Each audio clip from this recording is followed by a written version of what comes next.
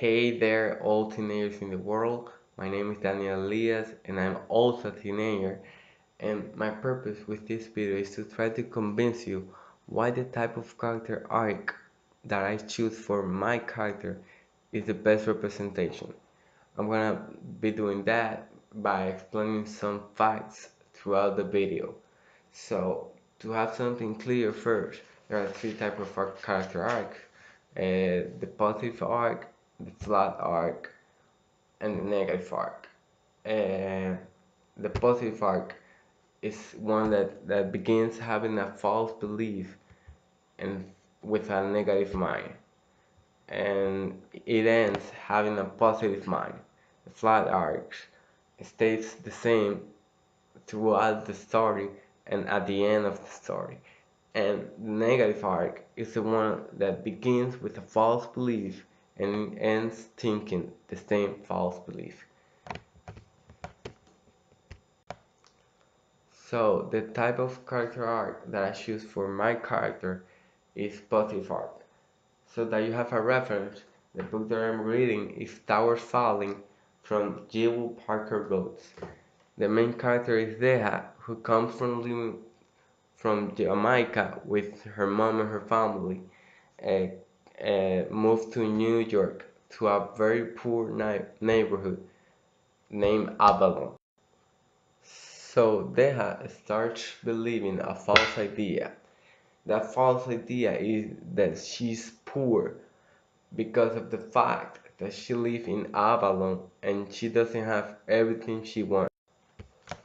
This false belief comes that because she used to live on Jamaica in a wonderful place. Well, at least it was nice, and she didn't have to worry about anything. And now she lives in New York, and compared to her friends, she's poor. Uh, because of that, she starts feeling an emotional wound. That emotional wound is that she feels rejected by her friends and adults. Uh, she met two new friends. By name, they are Ben and Sabine. They are really good friends. And they not just they demonstrate her that their everything is about money, but they demonstrate her that they don't care about how poor she is or where she lives or the clothes she uses. They demonstrate true friendship. She also met her new teacher, Miss Garcia, who motivates Deja several times and many times that things are good and that she has to keep going, and she knows that Deja is a poor little girl, but she doesn't mind and she tries to help her. So I will take that Deja is refusing the help from Ben, Sabine, and her teacher Miss Garcia, making this the external conflict. There are many facts that don't allow Deha to let her false belief go, to enter in a new life, a new thinking way.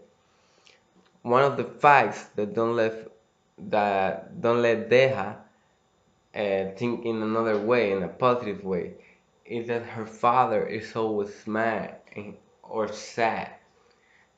She mentions one time in the whole book that her father smiled, just one time. So the fact that her father doesn't work and he's always mad and sad left Deha with the responsibilities to take care of her two young brothers, well, her brother and her sister, and having to do a lot of habits in her home. There is a fact, in my opinion, that begins the internal conflict. That fact is that one night Deha is sleeping and she hears her father crying and she gets near him cautiously and she looked at him, and he's opening like a trunk that has paper on it. It has documents, it has photos, and the uniform her dad used to wear upon that time. So Deja is so confused. She didn't know what to think. She didn't know what to do. She didn't know why her father was always crying and mad at them. At them. By them, I mean her and her brother and her sister. So Deja set off a journey to discover what's behind those photos of the World Trade Center burning up.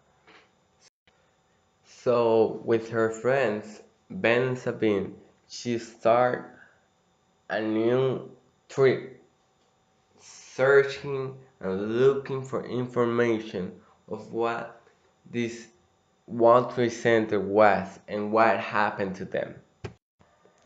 So Deha is very excited with the idea of knowing what happened in the World Trade Center.